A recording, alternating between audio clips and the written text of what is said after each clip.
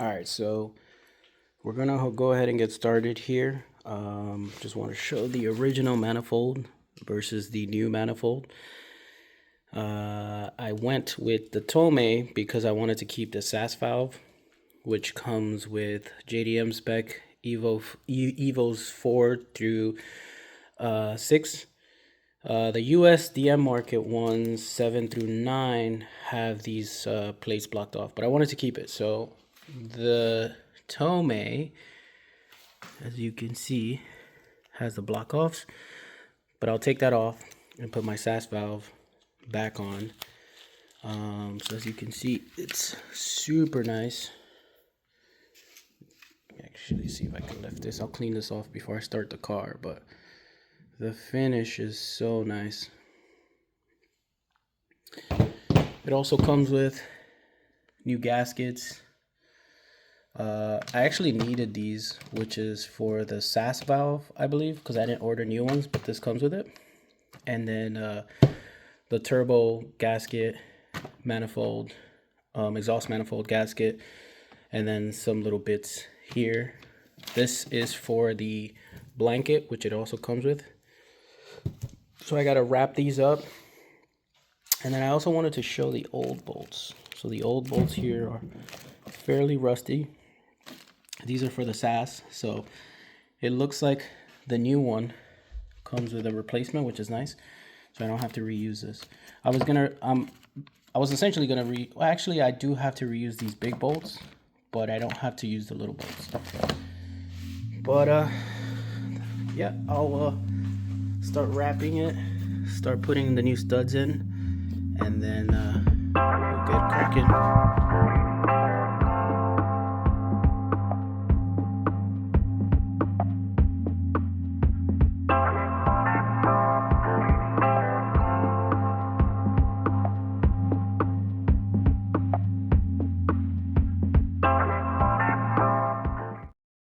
Alright, so we got all the studs installed.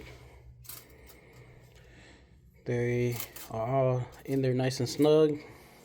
I put the exhaust gasket on and the turbo inlet side gasket on. I just have to wrap this. Well, it's optional. The instructions don't really tell you how to do it, but I was thinking to go around, start here and end here, so it's nice and tucked away without covering the SAS. So we'll see how it works out. It also comes with these kind of clamps for this guy. So yeah, we'll give it a shot. Many hours later.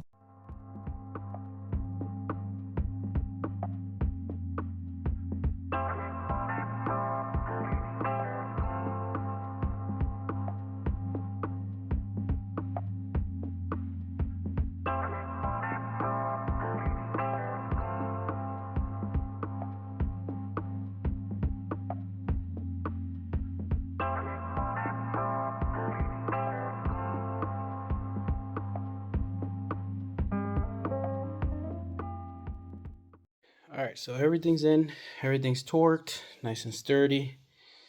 So now I'm gonna go ahead and install the SAS valve, which I have right here. I have all the washers, brand new washers for it, and then a new kind of little gasket for this valve right here. All right, so I went ahead and got part of it in. This is a little tricky to get in because it goes under this breather tube, but at the same time you have to hold the gasket that goes in here while also putting this clamp onto the bolt. So it's a little tricky, but nothing crazy. Got it in. Before I tighten those, I'm gonna go ahead and put these bolts in and then kind of get everything ready to tighten down. The next day. This is for kind of the guys and gals who have SAS installed on their vehicle. I had to essentially put this one on first And once I had it started on this one, you'll see that this one won't line up, right? So, but once you start this one, you're able to kind of tilt the whole pipe, kind of like, you know, like tilt from side to side. So you know, it'll start off like that. You're able to like tilt it. I was able to tilt it and then start this one. So I know it sounds super simple, but it took me probably like an hour and a half to do because it was just not lining up. Like if I would line this one up, I was having issues lining this one up. If I started with this one, then this one wouldn't line up at all. And then I originally started here, went here, so I can finish here. And then this was completely crooked and the bolts wouldn't line up. So I had to like keep restarting. But the way I was able to get it essentially was to start here, tilt the pipe, get this one started, and then loop the rest of the pipe under the vacuum line into the SAS valve, start those, and then slowly torque over. Everything's on. Hashtag dad life. I am not able to start it yet, and I was able to finish it yesterday, and I still haven't started it. So I was able to finish it yesterday. Today, I'm here to just kind of cleaning stuff up, and then I'll hopefully be able to start it tomorrow.